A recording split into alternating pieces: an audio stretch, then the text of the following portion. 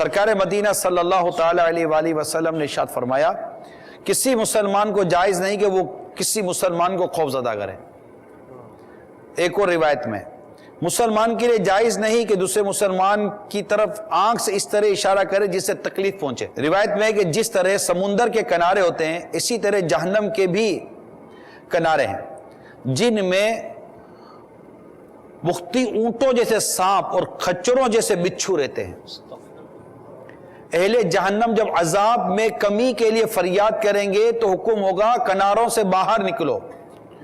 وہ جو ہی نکلیں گے تو وہ سانپ انہیں ہونٹوں اور چہروں سے پکڑ لیں گے اور ان کی کھال تک اتار لیں گے۔ وہ لوگ وہاں سے بچنے کے لیے آگ کی طرف بھاگیں گے، پھر ان پر کھجلی مسلط کر دی جائے گی۔ وہ اس قدر کھجائیں گے کہ ان کا گوشت پوست سب جھڑ جائے گا اور صرف ہڈیاں رہ جائیں گی۔ پکار پڑے گی اے فلاں کیا تجھے تکلیف ہو رہی ہے؟ وہ کہے گا ہاں، تو کہا جائے گا یہ اس ایذا کا یعنی اس تکلیف کا بدلہ ہے جو تو مومنوں کو دیا کرتا تھا۔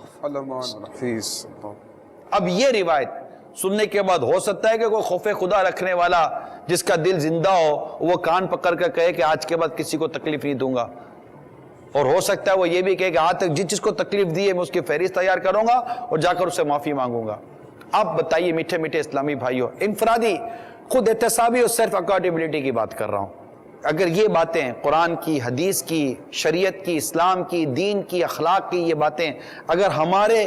ہمارے وجود کا حصہ بن جائیں، ہماری عادتوں کا حصہ بن جائیں تو مجھے بتائیے بہتری ہے یا نہیں ہے؟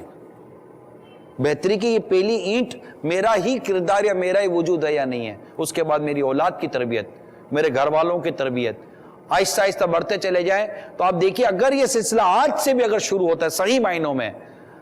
کہیں نہیں ہوتا ایسا نہیں ہے،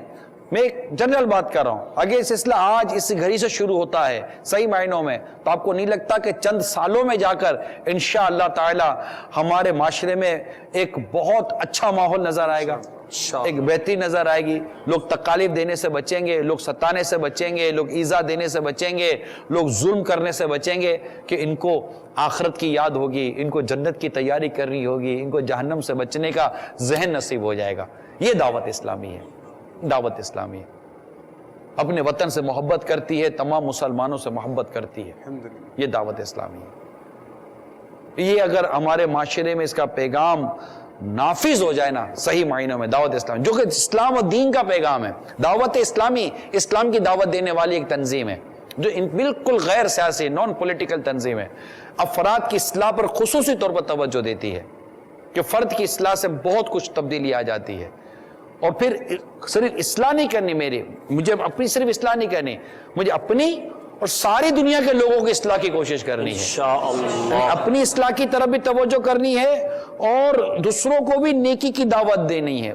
دوسروں کو بھی برائی سے منع کرنے کا کام کرنا ہے جو قرآن کا حکم بھی ہے، حدیث پاک میں بھی ہے، اس کے فضائل بھی ہیں۔ جب اس طرح ہم عمل کریں گے انشاءاللہ تعالی مدینہ مدینہ مدینہ مدینہ ہو جائے گا انشاءاللہ۔